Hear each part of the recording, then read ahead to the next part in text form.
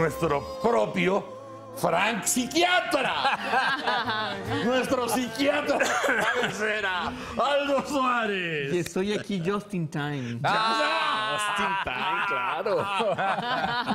Throw the dice. Everything is about timing, dicen. ¿no? Todo en este mundo se trata del timing, ¿no? Bien. ¿Cómo están? Muy bien, doctor. ¿Cómo estás tú? Bien, recuperados Buen de la día. jornada electoral. Apenas. Todavía con algunas magulladuras, pero parece que bien, sí. Psicológicamente Bien. aptos. Ah, A pesar de que quién gana o quién pierde, también puede influir a final de cuentas esto, ¿no? Tienes el candidato favorito, ¿no? Y en el ánimo de la gente. Imagínate cuántas depresiones. Ah, claro. hubo el domingo. Y para los candidatos Lo también. tenemos tras cada elección ahí. Desde luego, ¿no? Desde luego. Y todavía hay algunos empates técnicos que... No, habrá y que las resolver. depresiones, No, los hombre, egos, las tensiones. La frustración, Las frustraciones. las hogueras de las vanidades y todas Exacto. esas cosas. Y algunas alegrías también. Y algunas alegrías, bastante. Exacto. Pero bueno, Vamos a retomar, ¿verdad? vamos a retomar el tema Retomemos. del tabaquismo porque bueno, podremos abrir muchos programas en relación al tabaquismo porque no solo por la trascendencia, lo que decíamos, todos las consecuencias sobre la salud que tiene. Tú hacías esta pregunta pertinente porque creo que ha sido pertinente en los últimos años de qué crea más daño, si el hábito tabáquico o el hábito de la marihuana. Y bueno, pues lo que yo te decía es por la cantidad de gente que fuma tabaco y por el tiempo que hemos tenido de estudiar cuáles son las repercusiones a nivel de salud del tabaco, bueno, pues no podemos más que decir que sí es el tabaco el Pues que sí. más daños tenemos constatado que causa. Claro, la investigación va en el sentido de ir determinando cada sustancia cómo va repercutiendo en la salud y, bueno, pues se irá haciendo un acumulado en relación a la marihuana, que ha sido toda una discusión a la cual no vamos a entrar hoy. Se dice mucho, pues, que los seres humanos somos animales de costumbre. Sí. Luego dicen que por costumbre somos animales, También. pero ese es otro tema que Que se habrá tampoco, discutido ayer. que tampoco se va a abordar. ¿Qué culpa tienen los animales? Exactamente. Pero ese es tema para el Partido Verde. Si vamos a hablar de animales, es tema de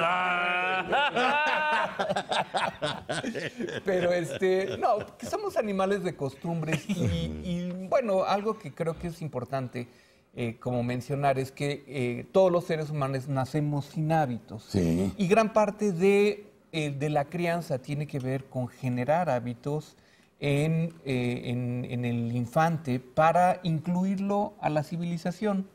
De eso se trata toda la crianza, de eso se trata la educación, justamente de que la gente pueda estar incluida dentro de una sociedad que tiene ciertas reglas y ciertas formas de ser. Los hábitos son muy necesarios y hay gente que se declara como en pro de que todos tengamos hábitos y hay gente que es mucho más rutinaria que otra. El problema es cuando estos hábitos se convierten o traen como consecuencia un perjuicio a la salud, entonces estamos hablando ya de lo que se llaman vicios y entonces entramos en ese otro capítulo que son aquellos hábitos dañinos. Actualmente ya no se utiliza mucho el término de vicio porque tiene como una connotación moralista, ¿no? Ajá. Eres vicioso o se trata de un vicio como algo Adicto. que no nos gusta. Cualquier hábito tiene tres componentes fundamentales. Primero que nada, una señal o una clave disparadora, es decir, alguna motivación consciente o inconsciente que funciona a la manera de gatillo y que desencadena una respuesta automática. Entonces, en cualquier hábito, generalmente hablando de los hábitos negativos, vamos a encontrar esa señal o clave disparadora. Segunda, y que es la parte más importante, una parte que es una rutina o el hábito por sí mismo, es decir, que es la conducta en sí misma repetitiva de llevar a cabo todo ese ritual o esa conducta en especial. Y una tercera parte, que es la parte de recompensa, que un poco hablábamos la semana pasada de lo poderoso que puede ser la recompensa, porque estamos hablando de un sistema de gratificación a nivel del cerebro que se echa a andar una vez que nosotros hemos cumplido con ese hábito. Y algo que habíamos mencionado es, bueno, el hábito, la gratificación puede ser tan importante que lleve a que se repita una y otra vez. Aquí esto es muy interesante como disecar de qué manera está hecho un hábito, porque sí es cierto que tenemos una señal o una clave disparadora. También es cierto que la respuesta gratificadora puede ser muy intensa, pero lo que realmente hace que un hábito se convierta en eso, en algo permanente, en algo muy difícil de vencer, es la conducta. Es decir, todas estas acompañantes conductuales que tiene la conducta de fumar. Y entonces nosotros nos encontramos con una persona cuando una persona está fumando, encontramos que hay toda una serie de conductas que van acompañando y que se vuelven en la rutina. Parte del ritual. Parte del ritual, como puede ser el fumar muy temprano para ir a defecar, por ejemplo. El fumar antes de empezar a trabajar porque esto funciona como un alertante. El fumar después de que... Con un café al desayuno. Con un café porque... Después del prado también. Exactamente, también como una ampliación de lo que es la respuesta gratificante. ¿Sí? Entonces, por eso se explica que después del prado mucha gente le gusta echarse su cigarrito. Y vamos como añadiéndole toda una serie de significados a la conducta, a este hábito, a esta rutina, que hacen que se perpetúen. Hay un principio que nos dice que todos los seres humanos tendemos por inercia propia hacia la búsqueda del placer. Esto es cuestionable, pero sí es cierto que si hablamos de homeostasis, es decir, de la tendencia de los organismos a mantener el equilibrio, nosotros podemos encontrar con mucha facilidad que el cerebro ahorra energía y que precisamente por eso, cuando estamos tratando el tema de los hábitos, el cerebro busca vías placenteras más fácil que vías displacenteras. Entonces, es más fácil que yo continúe fumando porque es un acto repetitivo, pero muy fácil, en vez de que yo no fume. Una vez que esto se va estableciendo, pues lo más fácil es prender un cigarro, lo más difícil es no prenderlo, precisamente por la conducta que hay ahí de gratificación. De manera tal que hay muchas cosas. ¿Cómo funciona lo de la homeostasis? La homeostasis es una tendencia de los organismos a mantener el equilibrio. Ajá. Esa es la tendencia natural. Es la tendencia natural, es todo el esfuerzo que un organismo hace para mantenerse vivo. Aunque parezca algo en lo que pocas veces reparamos, en general, pues nosotros mantenemos un equilibrio en el ácido, en los ácidos contra lo alcalino. No obstante lo desequilibrado que uno esté, el organismo por sí mismo siempre busca el equilibrio. Siempre busca el equilibrio y siempre busca compensar lo que no está bien de una manera automática. Y de ahí lo impactante que es la fisiología, etcétera, Claro. ¿no? Que el organismo se mantiene siempre. Siempre tenemos los mismos niveles de sodio, de potasio, y para que esto suceda hay un trabajo continuo. Hay un principio por ahí, que se llama la termodinámica, que dice que todos los organismos tienden a su máxima entropía. Es decir, si nosotros no tuviéramos este esfuerzo continuo del organismo, a lo que tendemos es a una destrucción, es decir, a que la materia alcance un nivel de apaciguamiento, de tranquilidad. Es decir, ¿qué pasa con un organismo en el momento en que muere? Todo empieza a descomponerse, claro, porque deja ver ese esfuerzo homeostático, es decir, ese esfuerzo para mantener la vida, para que el corazón bombee los líquidos para que los líquidos mantengan todo el equilibrio del organismo, etc. Todo lo que empieza en el tallo cerebral. Todo eso está continuamente activo. Pero es parte autónoma, es decir, es un funcionamiento que se da sin que nosotros busquemos, que se dé voluntariamente. Pero fíjate, ahí está parte de la clave de las adicciones y de la adicción al trabajo, que cuesta mucho trabajo, hay que hacer todo un trabajo para revertir algo que en algún momento fue o una conducta exploratoria, o una conducta imitativa, o una conducta placentera, que es muy rápido que se conviertan en placenteras. Y entonces el organismo dice, ¿cuál es el mecanismo natural? Pues continuemos haciéndolo. Claro. Porque el placer que genera esto, hace que la persona esté como muy tranquila. Es mucho más fácil comer muchísimo, fumar muchísimo, tomar muchísimo, que hacer todo lo contrario. Claro. Es más difícil que nos paremos a hacer ejercicio, que comamos saludablemente, que dejemos de fumar, que dejemos de tomar, porque requiere vencer una inercia que el organismo ahí sí es donde generó. entra tu voluntad. O sea, ahí está el organismo equilibrando todo. Sí. Y viene la otra parte donde entra uno a jugar. Exactamente. Aquí hay dos tendencias. Hay una tendencia que dice que, bueno, en estos tres componentes de la regla de hora de los hábitos, te dice que olvídate un poco de las motivaciones, olvídate un poco del sistema de gratificación, sitúate más en lo que es el hábito como tal, es decir, en esta rutina que está ahí, en esta rutina conductual. Evidentemente esto es como una tendencia y dicen, no te fijes en los motivadores, no te fijes en las consecuencias, vamos a tratar de cambiar los hábitos.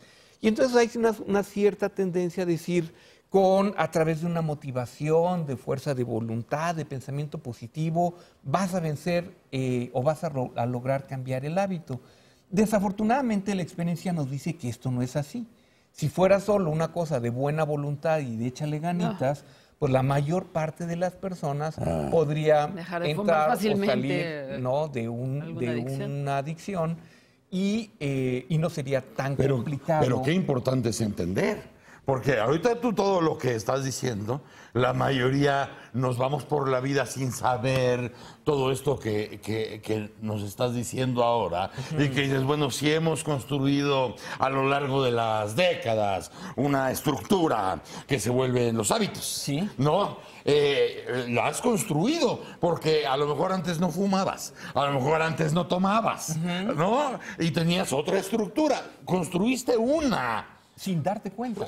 Pues nada más para que cupiera ese satisfactor. Ese satisfactor. ¿Cómo rompes esa estructura que tú mismo construiste y no estaba antes? Exactamente. Y lo que es muy impresionante es que los hábitos en general, insisto en esta parte placentera, bueno, generalmente nosotros asumimos que son placenteros.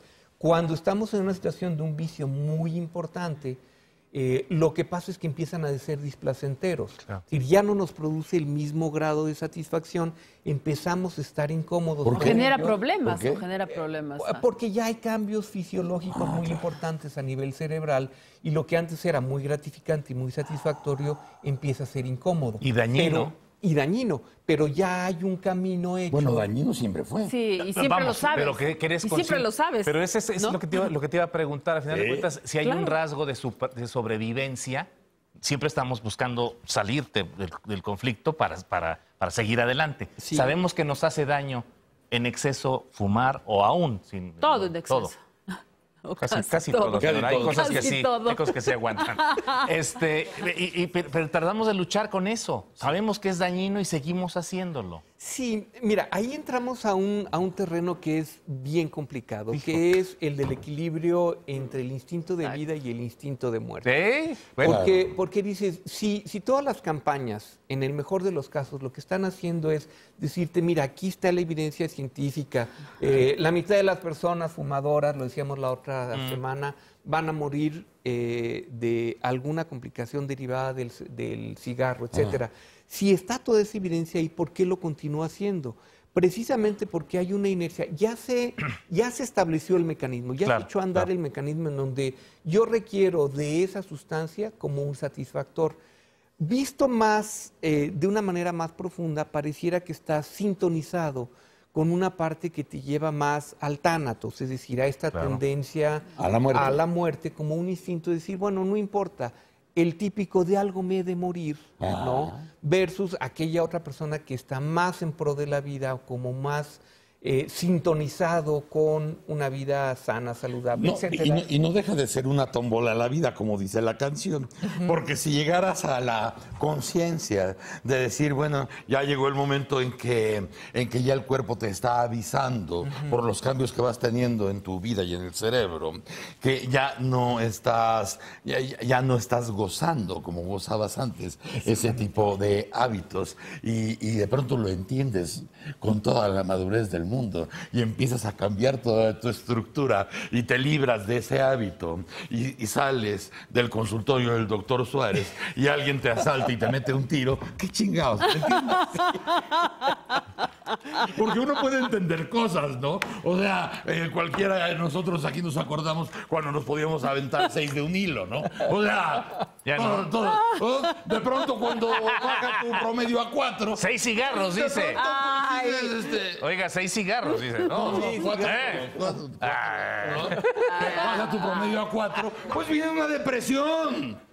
Cuando de 2, 3 semanas. Pero tiene que cambiar, tiene que cambiar. Hasta bajando un escalón o bajando una banqueta se puede lastimar y golpear. Es cierto, pero lo que pasa es que tú no puedes tener una filosofía así. No. En el que digas, no, mira, de algo me he de morir. Si no me muero del cigarro, será del balazo que me dieron afuera del consultorio del doctor Suárez. No, bueno. Pero si saliste del consultorio del doctor Suárez, es una manera de justificar. Reconciliado con la vida, contento con los esfuerzos que hiciste, ¿no? Y estás muy en paz contigo, bueno, pues quizá tu motivo de muerte, aunque no sea el mejor, pues haga que te vayas más contento. Oraldo, ¿no es disciplina también? No tiene que ver con un comportamiento que sabemos tenemos que cambiar para mejorar. Desde luego, lo que pasa es que no habría centros de adicciones o centros de rehabilitación. Si fuera tan sencillo, ¿no? Claro. Si solo no, sencillo no. No por esto, pero ser esa conciencia, yo creo que es un trabajo muy importante. No sé, señor. La conciencia sí. Consciente de... La conciencia sí. Y a lo mejor hay gente que puede afrontar una circunstancia. O que no se ha percatado de eso.